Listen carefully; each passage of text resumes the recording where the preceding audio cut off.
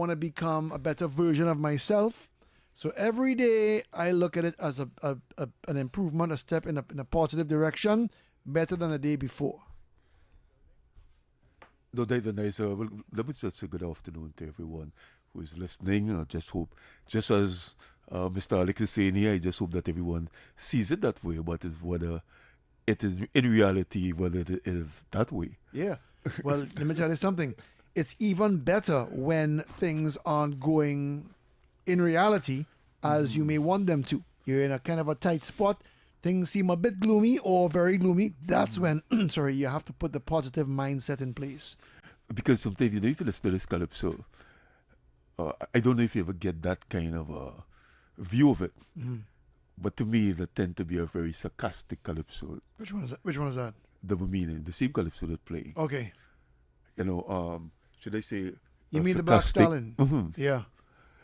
You know, I mean, although he's saying better days are coming, better days are Right. coming. He's being sarcastic because are they really coming? Ah, It's perspective. I've learned it comes down to perspective. You know, you have to see the glass half full. because the Black Stallion, I mean, he has always been one of my favorite calypsonians. Yeah. I remember the very first time I became. I never met him though, but I would have loved to have a conversation with him. I had a chance to meet him. I wasn't really when they used to have the I think was the box calypso tent way back when, sometime in the 80s. Okay. That was at Jean Pier Complex. He was like, where you are, Yeah. to where I am. Right. Stand up like in the entrance just to the stage. I wanted to approach him so badly because, he has always been one of my things. But he was deep in thought. Okay. Somebody was performing on the stage. Right. And he just... You didn't want to interrupt. Yes. And I wanted so much to because he has been one of my top calypsonians for donkey years. Right. And I just didn't want to know what to call it because he was leaning on the wall at the entrance and he was really taking in this person performance and you could see that he was very deep in thought. No? Yeah. So I didn't want to interrupt it. Okay. But he has been my, as I said, one of my top calypsonians. Where I became a top fan of him. The year when he sang, what it by? Black Man had to keep on fighting for black. Remember that year? To get a little I think something, yes, I think that was 1982. You could be right. Because I remember I didn't get injured as yet. Okay. Oh. And I got injured in 1983. Right. So I believe it was 1982. I was in Woodford Square. Remember they saw Calypso and thing in Woodford Square? Yeah. And I was one of the persons, since way back in the days of Rosary Boys. Okay. Running down all these people like Crazy. Nice to see how Crazy still around. Yeah. Crazy and all these Calypsonians. In their heyday, people like Bill Chapman and all these people, Scunter probably they now come in the mix. And your little boy going to attend the Rosary Boys might be like standard 3, standard 4. And I remember we would run in on a lunchtime, we got a little break, and we were running down to take in Calypso in Woodford Square. It was a very nice experience. Yeah. A very nice experience. So it's nice to be taking Calypso a little Black Stallion every now and then. And sadly, he passed. Well, he has passed but on. I mean, he has a very long legacy. Oh, yes. Left behind all the code. Well, we still play his music up to today, and it's like one of your theme songs, so that says something. Mm-hmm. Well, today, people, in honor of Blind Awareness Day, I think we still have a little time to probably start it. Yes, you think? We have time to what? Sorry. To start the conversation with Bowani. We're supposed to be having Bowani. Well, actually, we are supposed to have another guest. We were hoping to have somebody who would be an eye specialist. Okay. But however, yeah, that would be a good person to chat with. Yes. Yeah. But however, things always turn out to be. So Bowani Prasad, before the end of the evening, he will. You want to get him on the phone? Yeah. Try and give him a call on the phone. You're giving the number off there. So you want me to take a little break now or something? Yeah, we can take a little break with this, play a little song, and then we'll come back. So don't go away, people. We're coming straight back at you. On Sunday, July 5th, Ballpark Macoya comes alive as Experience 496 Gym presents the Experience 496 Championships. From 10 a.m. to 6 p.m., 15 teams enter the battlefield for a full day of football. I'm Roland Balkran. Welcome to Trinidad and Tobago today. Let's take a look at what's trending this morning. Every morning in Trinidad and Tobago, a new conversation begins. And right here, we take that conversation further, speaking with the stakeholders and voices behind the stories. From news and lifestyle to culture, health and entertainment, we bring you the topics that matter most as you start your day. Join us weekdays, Monday to Friday at 6 a.m. Watch on TTT or join the conversation from anywhere on your smart device at TNT Today Show, Trinidad and Tobago Today, exclusively on TTT.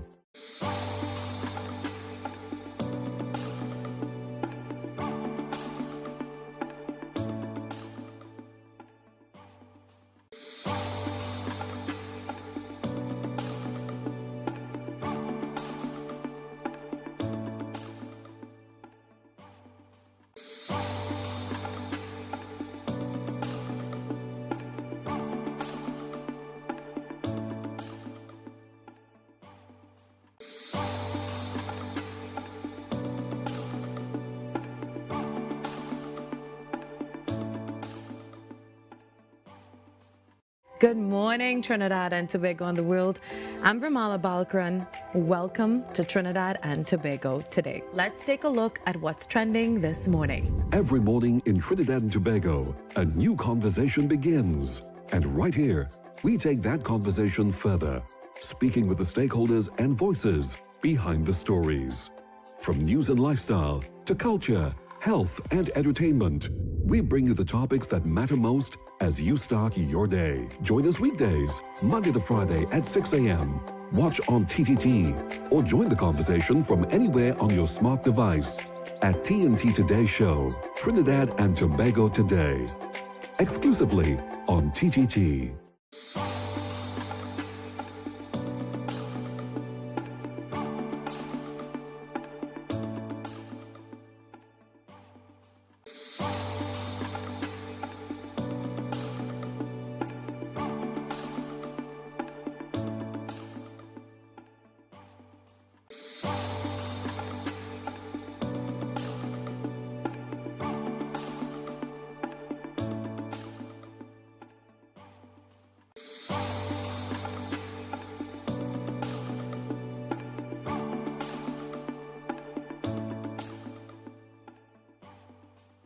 Good morning, Trinidad and Tobago and the world.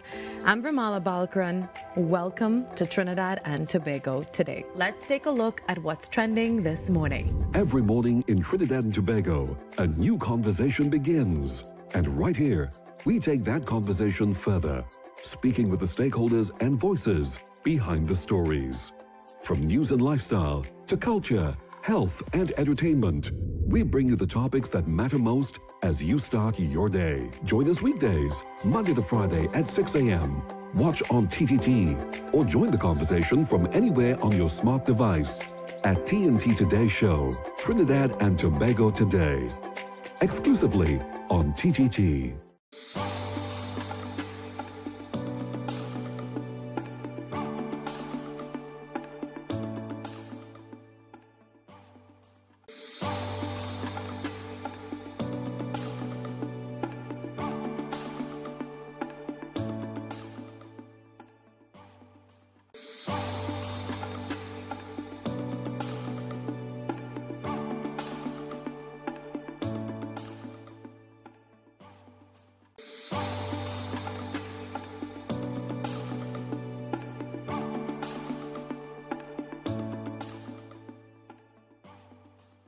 Good morning, Trinidad and Tobago and the world.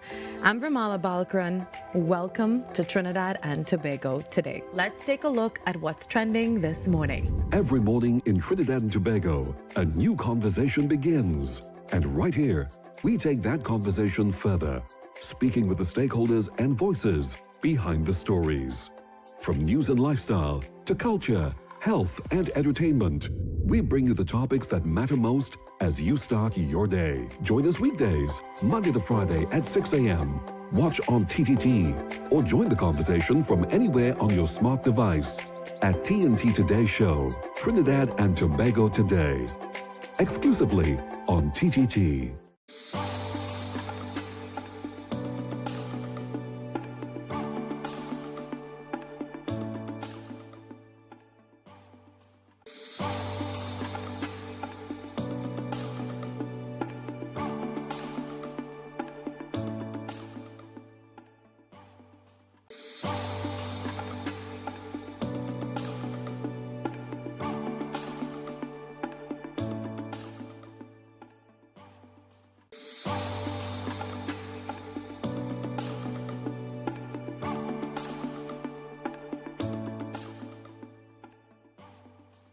Good morning, Trinidad and Tobago and the world. I'm Vermala Balkaran. Welcome to Trinidad and Tobago today. Let's take a look at what's trending this morning. Every morning in Trinidad and Tobago, a new conversation begins. And right here, we take that conversation further, speaking with the stakeholders and voices behind the stories. From news and lifestyle to culture, health, and entertainment, we bring you the topics that matter most as you start your day. Join us weekdays, Monday to Friday at 6 a.m. Watch on TTT or join the conversation from anywhere on your smart device at TNT Today Show, Trinidad and Tobago Today, exclusively on TTT.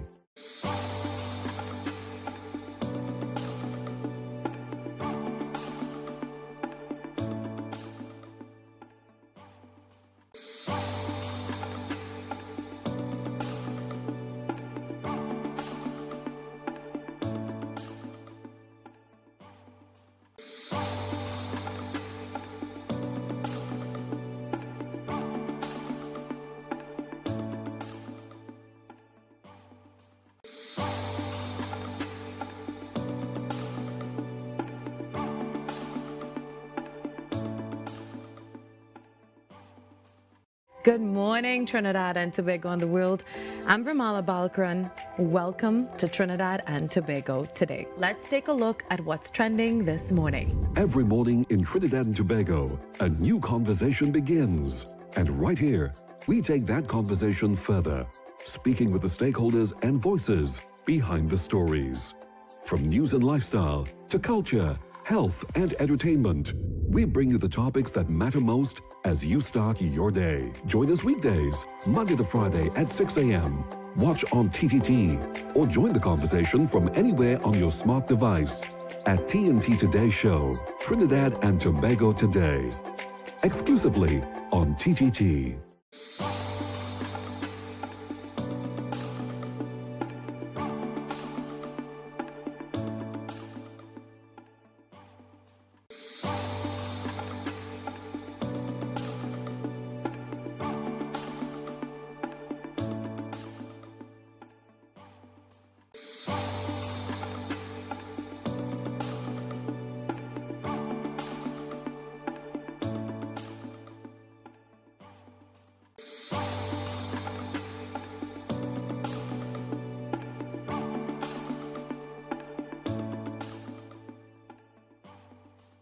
Good morning, Trinidad and Tobago and the world.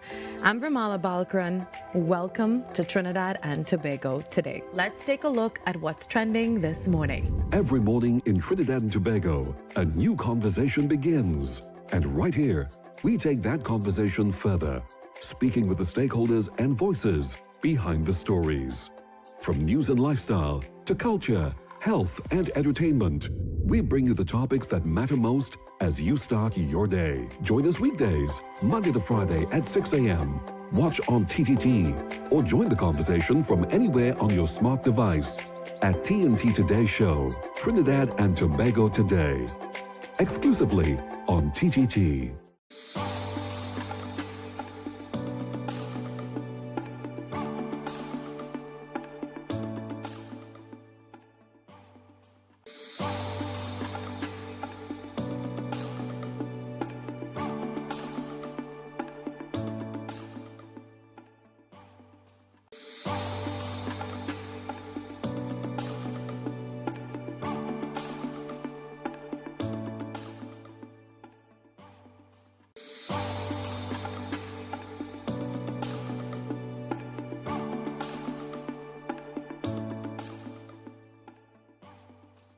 Good morning, Trinidad and Tobago and the world.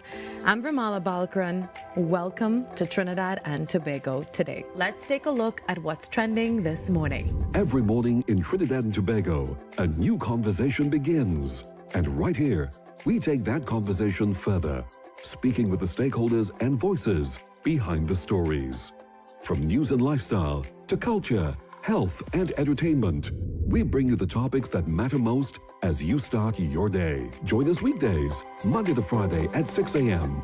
Watch on TTT or join the conversation from anywhere on your smart device at TNT Today Show, Trinidad and Tobago Today, exclusively on TTT.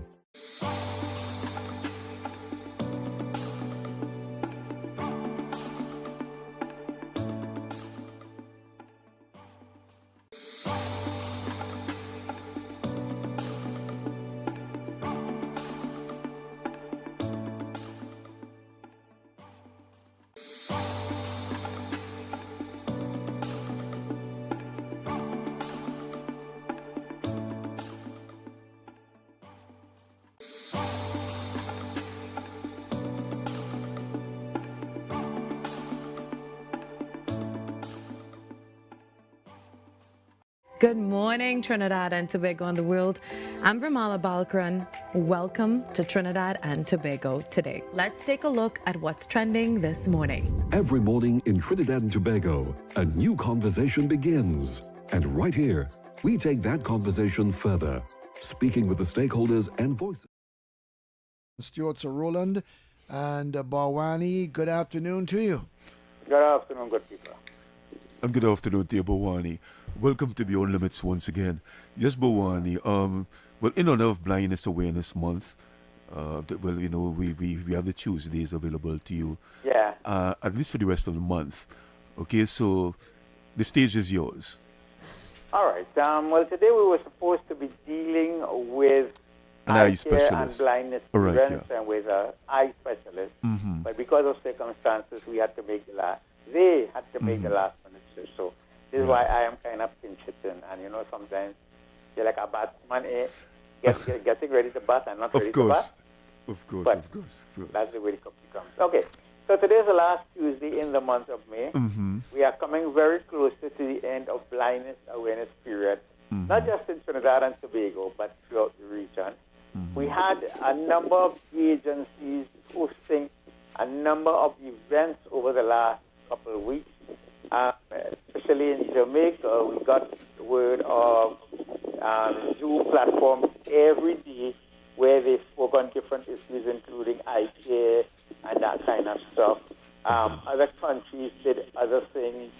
Guyana, I know they had, a lot of them had church services, etc. So there has always been a heightened awareness during the month of May. But I keep telling everybody that, look, May is May. We have to live after that. It's like Carnival. After Carnival, you must live. So you have to continue to whip up the support and to continue the awareness initiative. And that's what we will be doing from time to time. Right? Last week, as you would recall, we celebrated Founders Day, and when I was last year, you tried to get me into some Founders Day discussion. And I would just want to reiterate that Founders Day is the day that Work for the Blind started in Trinidad and Tobago on May 18th, 1914. And this day soon spread to be recognized by the other Caribbean countries because of the man who started it all, James Alt. He was a Guyanese by birth, but he found a home here in Trinidad and Tobago to begin his journey and to make sure that other people benefited from his training. Yes, last week in my little speech I wrote and shared with people, I asked the question: if this didn't happen then, where would blind people have been now? We know in the Bible we read stories about blind people and disabled people, and they portray a sense of, well, look, they can't do anything much, but we could heal them, we could touch them, we could, that kind of scenario. So people with disabilities have been portrayed since biblical times, and we're still here. But we have come a long way in terms of things being done with us, for us, and by us to enhance the quality of life for such individuals, including blind and visually impaired people. As Yes. I said in my presentation last week, we started by writing on slate and stylus, which was like picking corn. And then we moved up to the braille, and then we moved up. Today we are into technology, computers, etc. And now you could write a message on a computer or send a file on a computer, which I can now read with my braille display, because the braille display is hooked up to the computer, so I could now read it without paper braille, no paper operation. And that is a fantastic improvement on what we used to do, because books used to cost a lot. They used to be very bulky, etc. But now we have the added advantage of acquiring a braille display. And only last night we were discussing what we call the Marrakesh Treaty, which affects persons who are blind and visually impaired and the print disabled, where we can now access a lot more books in accessible format. And what does accessible format mean is simple: braille, large print, digital format, audio format. So you could get books. Thanks to NALIS, thanks to the Blind Welfare Association and all parties involved, all stakeholders involved, at your disposal. You could stay in a part of Trinidad and get a book downloaded to your phone. And you have an app called Easy Reader, which you can also download and read your book from the comfort of below the mango tree when you're looking for a mango in this season. In the comfort of your home. I just try to put a little humor inside it. Yeah, so That's not a problem. we have made some great strides. Even people, once upon a time, people wondered how blind people manage around the home, and I'm sure we've had stories on this program and other forums where people share their stories, where some people tell you they could cook a whole meal for themselves. I know a fella, I just call him a house husband, and I know he don't mind that, because he's home taking care of the house, and he cooking the food. So when the lady comes from work, she don't have to now go back and the kitchen and slave, if you want to call it that. You know, she has the food and thing ready and prepared by this gentleman who is totally blind. You know, so I always say that where there is a will, there is a way. Some things call for improvisation, some things call for adaptation, but it can't be accomplished. You know. Now, another scenario that has put from time to time is whether two persons with disabilities should get married or should have a relationship. There are pros and cons about it, and it depends on who you are and what your outlook on life is, because we have seen successful blind persons, both of them married. We have some with some vision and the other party with no vision. But I knew a couple many, many years ago who got married as two totally blind persons. And they really kept their family together. They had 9 children, none of whom turned out to be with misfits or anything of the sort. But a few of them were policemen. Wow. You understand? And that's to tell you that blindness, except in hereditary cases, does not mean that because you're blind, that other people will become blind. You understand? True. So they had 9 children, and all of them have done exceedingly well. The mother and father celebrated about 60 years some before they passed on, you know, and all of these things. So as I see, where there is a will, there is a way.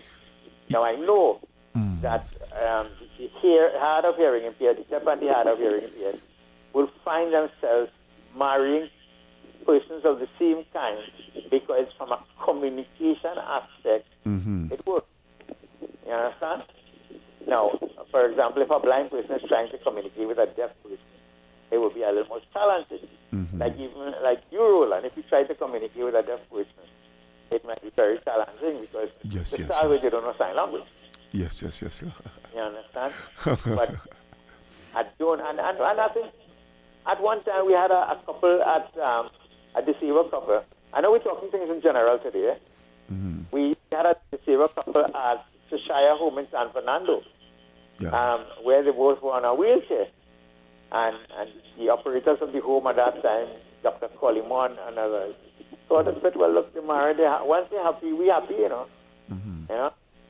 They didn't have any children of the sort, but they made the best of whatever life they had. You understand? Whatever restrictions came, well, they dealt with it. But we're just saying now, it's company. You need company these days. Otherwise, you could go mad. You know? So, nothing wrong with two people getting married with disabilities. In fact, I was married to a person with a physical disability. And I always use the slogan, look, you will be my eyes, and I will be your feet. Right? Yes, well, I remember that person. I remember that person, you know, I met her a couple of times. Right. You know, yeah. And in line, a lot of what you were speaking about, you would believe I had on in mind to talk to you about today. Well, I read the script before you read it. You know, and first to begin, when you mentioned about the biblical characters, well, for want of a better hold on, terminology. before you go, I hope the breeze is not affecting you. The breeze? No. All right, cool. All right, yes. And you believe I'm waiting like on a pastor, you know, to bring on a program to really add some oomph, so to speak, to the program. But for the past couple of weeks, I haven't really been able to get that particular pastor, or hopefully another pastor, to bring on the program. But I just want to make mention to you that even the Bible, there were other people who, as you said, some were being portrayed as people who were receiving healing and that kind of thing. But I want to make mention to you and to a lot of the people who are listening that some of the most important people in the Bible had disabilities. A lot of people Yeah. don't know Moses. Moses had a speaking disability. Okay. And that is the same man. Now, when Moses spoke to God, and I'm not no big, I don't profess to be no big church man, or no pastor or anything like that. But I remember what I read. My memory is very good. And I remember Moses reminded God, that's one of the reasons why, if not the reason why, God sent Aaron with him. Because he reminded God that he had, in my words, a heavy tongue. So when Moses' speech would be kind of gabbled.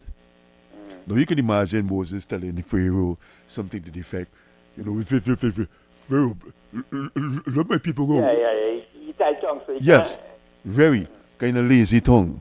You see what I'm saying? Well, I'm glad to talk about Bible because a lot of visually impaired persons over the last year, thanks to the Blind Welfare Association, thanks to Papi, thanks to our church, and the organizers in Guatemala, we now have audio Bibles. Nice miniature audio Bibles like a long time transistor radios. Yes, well, that's great. Yes, that's great. You know, so people can't go and tell God, well, God, you know, I couldn't read the Bible, you know, so I don't know where it's from wrong.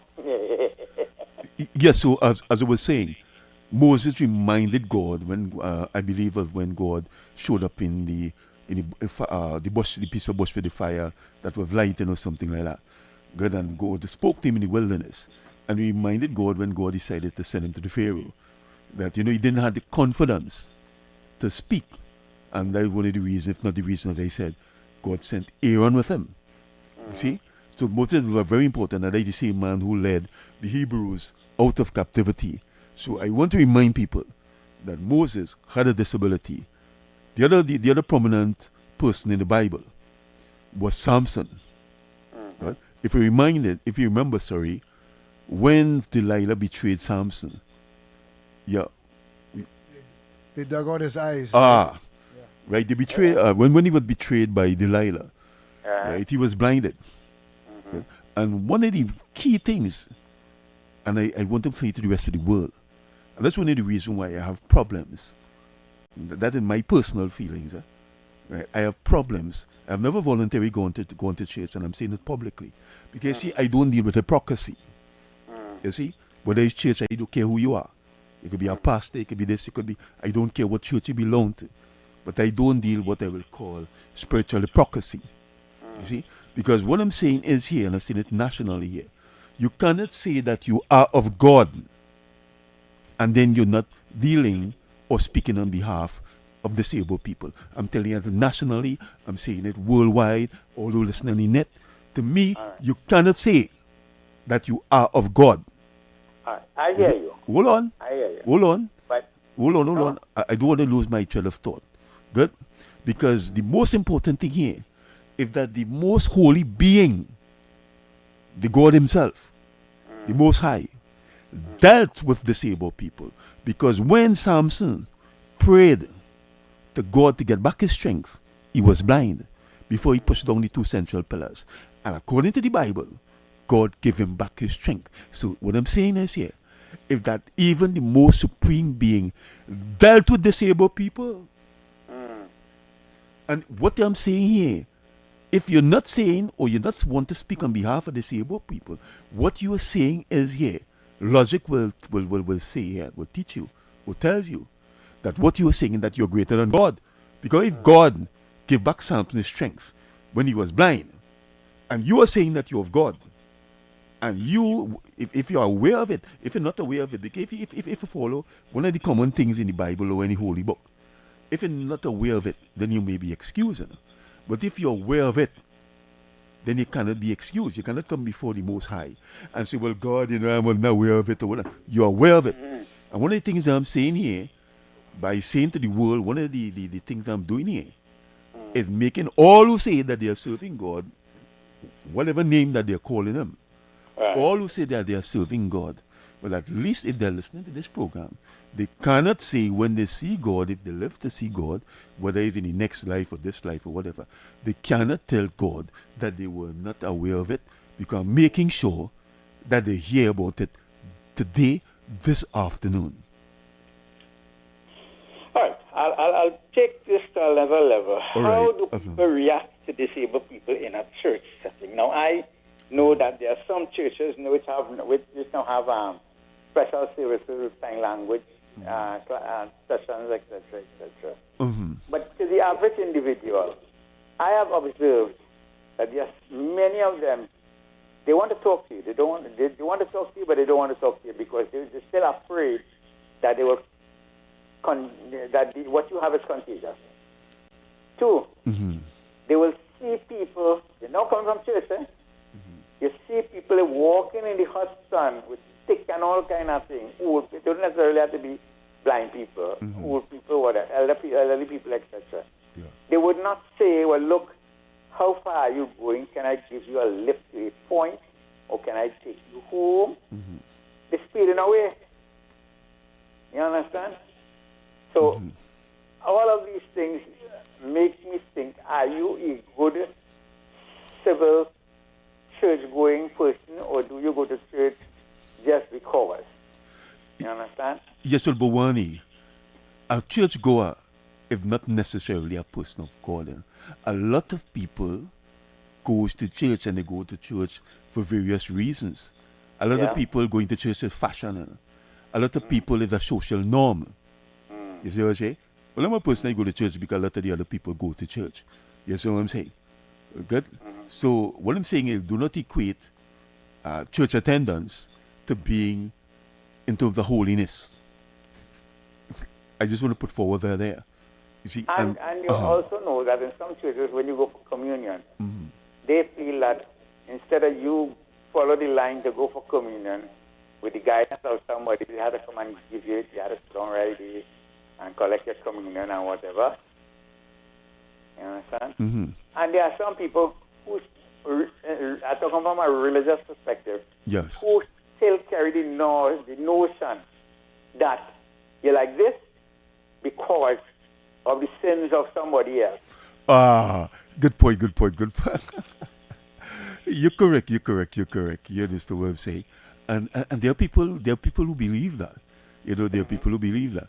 But I just want to mention too, in line with what I was saying, I think it's in Revelation. I'm not a chapter and verse man, but I think it is in Revelation. I want to remind all the people who say they are serving the Most High. I want to remind them that in the Bible, those who follow the Bible, it says that many will come in the last day, on the day of reckoning, and say that God, I was preaching your name. God, I have even healed in your name. Which means these are very usually powerful people. Good? Because having powers that seems to be holy, according to the same teaching of the Bible, does not necessarily mean that you are of God. Good? And what did the Bible say for all of those who say they are Bible believers? That the Holy Spirit shall tell them, and I still don't know you. You understand what I'm saying? Yeah, I follow you. But even when preachers come, and I'm not knocking any preacher, and they tell you, well, look, I could make you see. I remember that night I went and worked with Square in a crusade, but I didn't go up on the stage. I want to believe I was there. That would be 1986, if memory served me well. Sometime around. Yeah. Morris I Sorello. didn't go up on the stage. Morris Sorello was the man. And no, it was. I think so. It may have been him. Yeah, Morris Sorello. The fact is, and then you had a Benny Hill sometime after that. Yes, I was in the very first one when Benny Hill came the Saturday And up to evening. now, you still how you is? Let me tell you something, Bawadia. You know, there's this saying that in the Bible, there's this saying that as long as somebody, even though you don't believe, but somebody really believe on your behalf that you could be healed. But let me tell you something. I went this Saturday evening because there were 2 days, the whole weekend, Saturday and Sunday. Yeah. I went this Saturday. Let me tell you something. It rained whole evening that Saturday, whole afternoon. People was flowing through mud. Yeah, I was. Let me tell you something. I was sitting down in a pool, so you can't come and tell me that I didn't believe in. I sat down for hours in a pool of water because you know the savannah, that kind of thing. The soil will become saturated after a while, you know, if it rained for hours. And I was literally sitting in a pool of water for hours, soaking wet. My Rasta Brother Donovan series, God, I always say, I have the best in Carnage. Everybody know him as Devo. I always say that I have the best brother in the world. That he went with me, and he was soaked. He has a rash, and you know the kind of hat those Rastamans tend to wear. At one time I was sorry for him, even more sorry than myself. I saw he took off his hat, and he actually wrung his hat. And as though like, you know, when you're washing clothes in a tub. Wring it well. But the amount of water came out his hat. You see? And that's what I'm saying. And I was there, and I could tell from observation, nobody was healed that afternoon. Because even the Morris Sorello, that was in 1986, 87, I remember, because I was still a student in St. Anthony's College around that time. And I remember, I think he's some escalogist or something like that now. What the teacher name is? Boy? Very nice guy. He was the one who invited me. He's some big Christian person, or he has some particular name. I saw him there, and I'm glad for him. And he told me, he said, Roland, I would love you to go. And I was there. And there was a lot of blind people there. And one of the memories that lasted with me, I remember saying to myself, I said, you know, God, if this person were to be healed, and I would not be, I could understand him. There's a blind lady, a young lady. She held on to my chair. And she so believed that she would have been healed that afternoon. I tell him one day, Jesus, Jesus, Jesus, Jesus, Jesus. And the woman cried. I'm putting it down just as the woman. But tell you something. That woman was holding on to my chair, to the back of my chair, the handle. And I mean, it might sound joke here. It might be a little bit over the top. But probably if I were to measure that, if I were to it, and I was to measure the vibration coming from that woman holding on to my chair. As a 6.3? Probably about a 9.3. If I were to measure that on the Richter scale of this, it said my whole chair was vibrating. Yes, and tears were coming down that woman's eye. An Indian woman, I remember that. Good. And I felt so sad for that woman when she didn't see. Good. At that time, I was a patient at Physical Medicine, St. James. Right. And a couple of us went. I've been in a wheelchair, about 3-4 others. And one person stood up. I'm not trying to bring down anybody here. I'm just stating. Just having a general discussion. I'm just stating facts of the person who was there. One person who they say could walk. That person, his name was Chichi. Yeah, Chichi from Carnage. I know the person very. I'm from Carnage. He was from the settlement, and I'm just using the opportunity just to warn people. His problem, how he ended up paralyzed. He was he used to play pan with Blue Diamonds, not Blue Diamonds, yeah, Blue Diamonds. And I used it as a warning to people to be very careful when they are going funerals, because what affected him, he went Spree Simon funeral, right? Being a pan man. Yeah, I know. And according to him, a dead person bone took him in his feet. You know, sometimes the grave diggers will dig up the grave. Yeah. And sometimes bones tend to be the last thing to decay. Well, I never go so close to a grave. Yes. So I'm just telling people who are listening to me, be careful, because that could paralyze you. Something, the bacteria from the bone, it choked him, and he didn't really pay much attention. Well, right? And the you bacteria. see what happening? And I know we're diverting a little bit, but it's somewhat paralyzed by death. Yes. See what's happening in the Congo, right? Where people are just falling like flies now. Yes, the Ebola. You know, and especially if they tell you don't touch the dead body and you go and touch it and all kind of things. The end result will be sickness or death. Yes. You know, well, you know, I always tell people that you have to be careful, and that's why I'm just using the opportunity as far as the dead people bones. We can know people will be going in the cemetery. A matter of fact, I have a nephew, he'll be buried tomorrow. So anybody who's listening, be careful. Be careful when in the cemetery. Be careful of that. Be careful how they step in. You know what that comment reminded me of? Remember, Brigo had a song. Yes. Dead people born in sea. Yes. That was a very big tune, you know. And one thing, you know. Maybe Alex can find it and play it before 3 o'clock again. You know, homework, you know. Yes, and you know, whenever I meet Brigo, any part in talk, I used to always sing that for him, you know. He said, "Hey boy, that's really number one in several African countries, you know. That is number one." You know, whenever see him, you know, nice guy, you know, I used to always, you know, start to sing that tune, you know. The Voodoo Man. I think the Voodoo Man is the name of the tune. I think that's the name of The it. Voodoo Man. I just started to sing it for him. Nice tune, nice tune, nice tune. So I was just saying, just going back to it, the only person that walked that night, he wasn't healed. He couldn't, because there are some people in wheelchairs that they could walk, but they can't really walk far. Yeah, I know. Yeah, he used to walk with a staggering gait. Based on that kind of level, he used to use a walker sometimes. And then he stopped using the walker. That's because your muscles deteriorated. Yes. So what do you have? Remember Roger Ambad? Roger. Roger had muscular dystrophy. Yes, he was from Marval, if I remember correctly. You know Charlie Davis also had muscular dystrophy. Yeah, Roger Boucard, if I remember, Boucard. Sorry, not Ambad. Ambad is a blind one. Yeah, so, Boucard. Roger Boucard. Boucaud. Yeah, or something I like that. apologize, Mr. Ambad. I know you're wrong and you're listening. My apologies to you. Yeah, there's no problem. Yeah. We all can make those kind of mistakes. Roger Boucaud, even Sharda. Yeah. Sharida, Who I knew was walking at one time. Uh-huh. And now, because of the muscular dystrophy, is totally confined to a wheelchair. Yes, because there's some of these things, they tend to deteriorate. Yeah, People tend to your deteriorate bones tend to deteriorate bad. Yes. You see, so they said by Bowani told the people who were listening, I'm not trying to bring down anything, but I've never seen anybody, and I'm still yet to see somebody healed by some of these spiritual leaders. I remember one time, just to tell you under the event, they had one. I was still a patient in FISMED, and there was one in the National Stadium. I think this person came from Africa, an African spiritual person. And I remember a lot of patients went to that one. And I haven't been to one. I didn't really decide to go. I tell myself that's a waste of time. But I sing, deep in the back of my mind, I'm saying, what they need people that really get healed and should buy Roland buy. Where do you think? So you went in there with doubt. No, So your I didn't faith go. was not strong. No, I didn't go. Yes, I stayed back. I stayed back in FISMED. All right.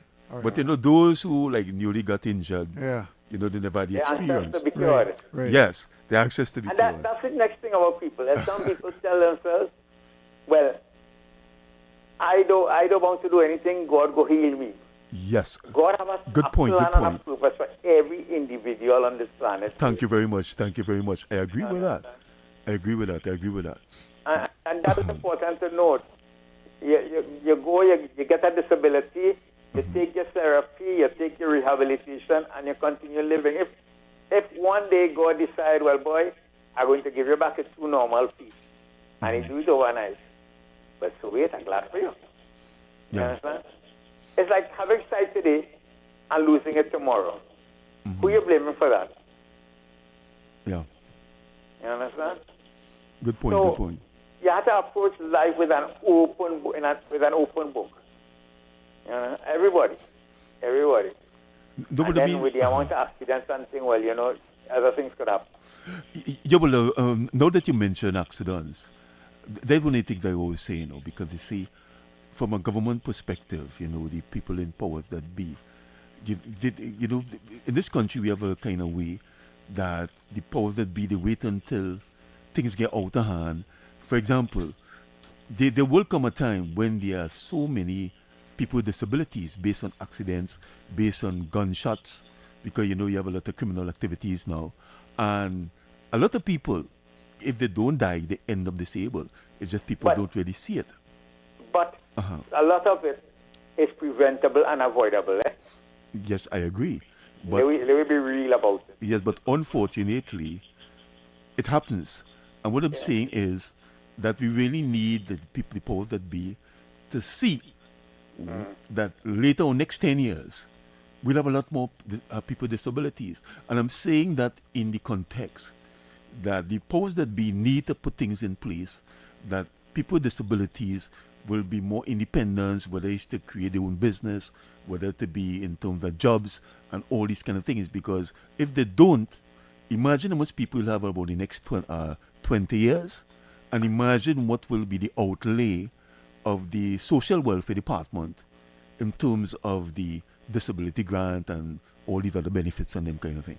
So you see what I'm saying is where the powers that be need to start putting things in place now, because the next 20, 30 years, It has to be a handshaking exercise between the powers that be I agree. and people. I agree. Because, as I said, many of these accidents are avoidable. Many of these gunshot things are avoidable because, in the first place, in my humble opinion, where you get the gun from. I know that could lead to other topics, Yes. but we're talking about disability. But the main thing about disability, what I want to stress this afternoon, is that disability is something none of us like, none of us want. But when it happens, we, our families, our communities have to learn to deal with it. And I see now, I could tell you what existed 40 years ago when I was a young man knocking about town. There has been some physical changes to the physical and built environment. You understand? And we need to adopt a universal policy when it comes to building and building codes. We need to identify within the HDC or whatever housing complexes there are at least 2 or 3, depending on the number and percentage, houses that are appropriately made. So if the person comes disabled, then you could make especially with the rental units. If, for example, this is my thought. If you live in a port as a quote unquote normal person, right? And you get disabled, and you have a family living on the bottom floor who have no disabilities, but they get a house, then there should be a sunset clause which says that, look, in the event of any of our people becoming disabled, then, we could think about a switch. Yeah. It's like in a place. They tell you if you can't handle the seat with the emergency exit, don't sit down there. Yes. You understand? Because in line with what you're saying, well, let me just mention this very important thing before we go, right? Because we are almost wrap up by now. Now, I was going through, how they call it, and on online. And one of the things that I would like to see in terms of the visually impaired, the blind people navigating is in terms of what they call it, tactile pathways.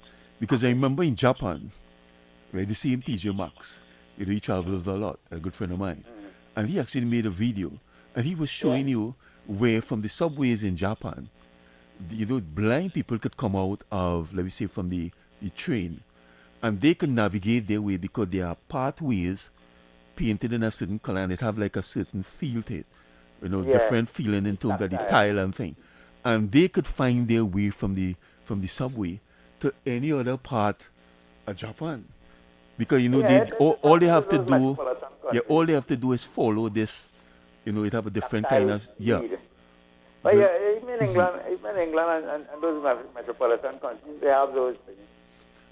We have to look at how best we could make it available. Our problem in our country is that our pavements are very narrow in most cases. The widest pavement must be on Frederick Street. You understand? But the other streets have some very narrow pavement with some posts all over the place and other disruptive things. You understand? Which is not properly positioned. So that's why things like guide dog and things is a big challenge here in Trinidad and Tobago. I mean, some people have brought guide dogs in, but they have to quarantine those dogs. They can't carry them out because, our taxi service is a little different from some other country where you hire the whole car. Yes. Most times you just sit down in a car with somebody else, and you wouldn't be comfortable with me coming in a guide dog and sitting down in the back seat with you. You understand? Yes. So it's a different culture. You're right. I think we get into the end. Yes. We have reached And it was an impromptu discussion. We didn't plan anything. Very informative. Very informative. So, as always, Bowani, thanks for talking with us. It was very informative and very enlightening. And I just want to thank Mr. Jordan Singh, as always, for doing a very good job being my co-host, if you want to call him that. All right, so good afternoon to you and good afternoon to all, and do have a beautiful afternoon. Thank you. Thank you very much, Mr. Prasad. Thank you, Roland. And as we close things off for today, we have Under the Radar coming up next with David and Heavy here on Talk City 91.1 FM. On Sunday, 31st of May 2026, treat yourself to some